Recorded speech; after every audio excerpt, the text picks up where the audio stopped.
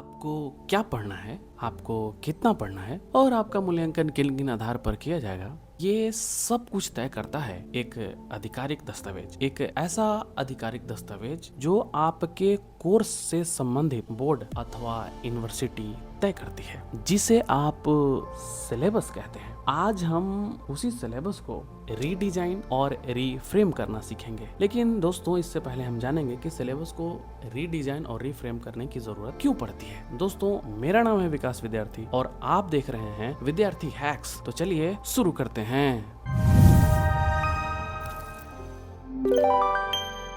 देखिए दोस्तों, 50 पन्नों की किताब पढ़ने की तुलना में 50 मेन पॉइंट्स कवर करना मानसिक रूप से बहुत आसान है और एक विस्तृत सिलेबस अक्सर स्टूडेंट के मन में एक डर पैदा कर देता है। लेकिन जब आप अपने सिलेबस को अपनी भाषा और अपनी समझ के अनुसार तोड़ते हैं तो आपको महसूस होता है कि परीक्षा आपके नियंत्रण में है, क्योंकि सिलेबस रिफ्रेमिंग आपको एक स्ट्रेटेजिक रोड मैप देता है और यही रोड मैप आपको महत्वपूर्ण टॉपिक की पहचान करने, हार्ड वर्क को स्मार्ट वर्क में बदलने, रिलेटेड सब्जेक्ट के डॉट्स को कनेक्ट करने, एक्टिव रिकॉल करने और लीनियर टेक्स्ट को विजुअल माइंड मैप में बदलने में मदद करता है। कुल मिलाकर अगर मैं एक लाइन में कहूँ तो मैं ये कहना चाहूँगा कि सिलेबस रिफ्रेमिंग आपको इंफॉर्मेशन ओवरलोड से बचाता है और एक्सीलेंस की तरफ ले जाता है। इस तरह से हमें जरूरत होती है अपने सिलेबस को रीफ्रेम करने की। अब सवाल बनता है दोस्तों कि आखिर सिलेबस को रीफ्रेम किया कैसे जाए।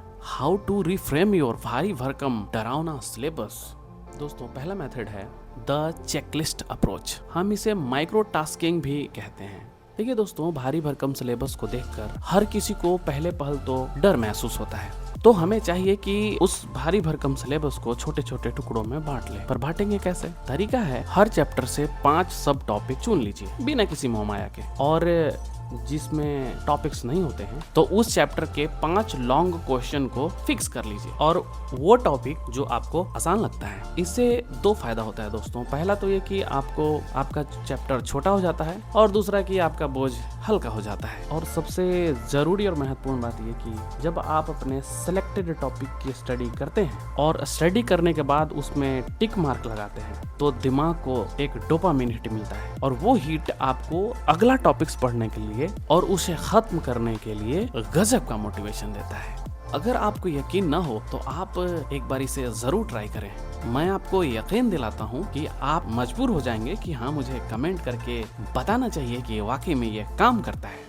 दूसरा तरीका है दोस्तों प्रायोरिटी बेस्ड डिजाइन। हम इसे ABC एनालिसिस भी कहते हैं। जो आप अपने चैप्टर से 5 टॉपिक या सब टॉपिक सेलेक्ट किए हैं उसे प्रायोरिटी के अनुसार रीअरेंज कर दीजिए। मेरा मतलब है कि आप उसे कैटेगरी में बांट दीजिए। जैसे कि 5 स्टार में उस टॉपिक को रखेंगे जिसका महत्व ज्यादा है, जो एग्जाम पॉइंट ऑफ व्यू से काफी ज्यादा महत्व रखता है। उस सवाल को आप सबसे ज्यादा इंपॉर्टेंस दीजिए और उसे लेवल A में जगह दीजिए, या आप इसे 5 स्टार का नाम दीजिए। दूसरी कैटेगरी है दोस्तों B।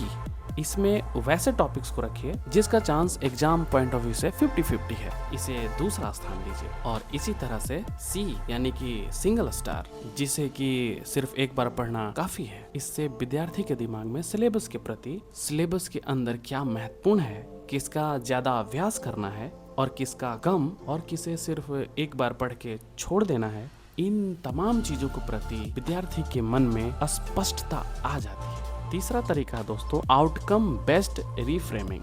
सबसे पहले हम चैप्टर लिखते हैं, फिर हम लिखते हैं उस चैप्टर का आउटकम। जैसे कि हम लाइट चैप्टर ले लेते हैं, लाइट जिसे आप प्रकाश कहते हैं। इस प्रकाश चैप्टर में लाइट चैप्टर से हम जो सीख सकते हैं कि जो मिरर होता है उसमें चेहरा कैसा दिखता है और जो लेंस होता है उसमें कैसा दिखता है। हम इससे यह भी आउटकम ले सकते हैं कि फोकल लेंथ क्या होता है। हम यह भी जान सकते हैं कि कैमरा कैसे काम करता है। केमिस्ट्री में हम देख सकते हैं IUPAC नेम। इस वाले चैप्टर में हम जान सकते हैं कि मेडिसिन का नाम किस तरह से रखा जाता है और इससे हम ये भी समझ सकते हैं कि किसी क्रीम का नामकरण कैसे होता है। ठीक इसी तरह से ट्रिग्नोमेट्री को ले लेते हैं। इससे हम आउटकम के रूप में किसी बिल्डिंग की हाइट जान सकते हैं, नदी की चौड़ाई ज्ञात कर सकते हैं। आउटकम बेस्ड डिजाइनिंग में चैप्टर के हिसाब से हम क्या लर्न कर रहे हैं, इस हिसाब से भी हम अपने सिलेबस को चैप्टर वाइज रिफ्रेम कर सकते हैं कि हमें किस चैप्टर से क्या सीखने को मिलता है या हम क्या चीज सीखने के लिए कौन सा चैप्टर पढ़ रहे हैं।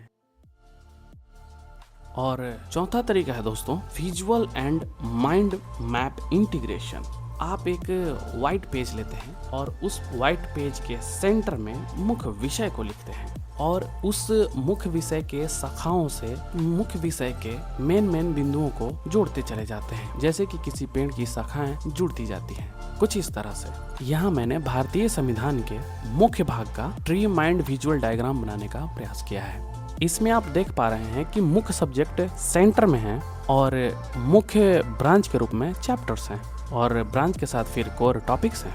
आप चाहें तो चैप्टर वाइज भी विजुअल डायग्राम बना सकते हैं। अब दोस्तों आपकी बारी है।